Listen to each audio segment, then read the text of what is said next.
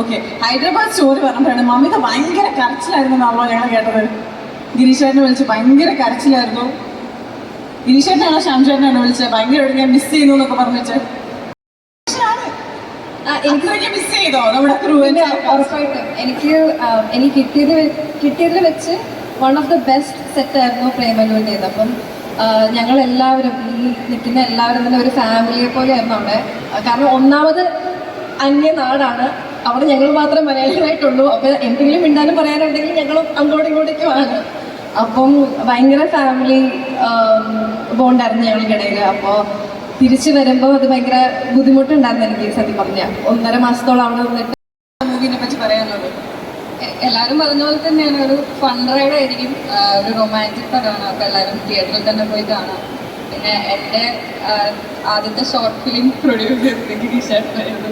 അതുപോലെ പൂവരായാലും ഇതിപ്പോൾ 3ാമതും ഗിരീഷേട്ടനോട് തന്നെ ആയിരുന്നു. വളരെ സന്തോഷമുണ്ട്. അതിലുപരി ഭാവന സ്റ്റുഡിയോസ് ആയിരുന്നാലും ഒരുപാട് സന്തോഷമുണ്ട്.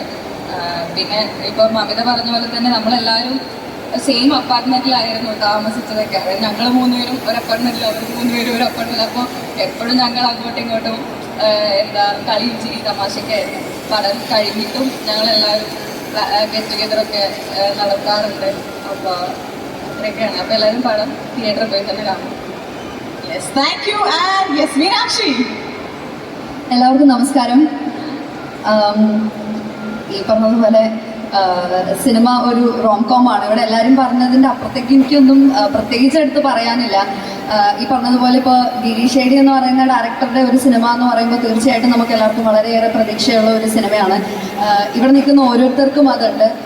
പിന്നെ ഭാവന സ്റ്റുഡിയോസ് ഇപ്പോൾ നേരത്തെ പറഞ്ഞതുപോലെ എന്തെങ്കിലും കാണാൻ, അല്ലെങ്കിൽ ആ സിനിമയിൽ എന്തെങ്കിലും ഒരു കാമ്പില്ല, അതിപ്പോൾ ഭാവന സ്റ്റുഡിയോസ് പോലെ വലിയൊരു പ്രൊഡക്ഷൻ അതിനെ ഏറ്റെടുത്ത് ചെയ്യില്ല എന്നുള്ളതും നമുക്ക് ഉറപ്പാണ്. അത് തന്നെയാണ് ആസ് ആക്ടേഴ്സ് അല്ലെങ്കിൽ ആസ് ആർട്ടിസ്റ്റ് ഇവിടെ നിൽക്കുന്ന ഓരോരുത്തരുടെയും വിശ്വാസം അല്ലെങ്കിൽ ഒരു ഉറപ്പ് എന്ന് പറയുന്നത്.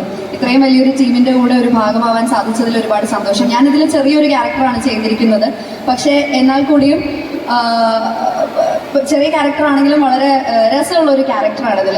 ഞാൻ ഒരുപാട് എൻജോയ് ചെയ്ത ക്യാരക്ടറാണ്. ഒരുപാട് പുതിയ കാര്യങ്ങൾ പരീക്ഷിച്ച ഒരു ക്യാരക്ടർ കൂടിയായിരുന്നു. എന്തായാലും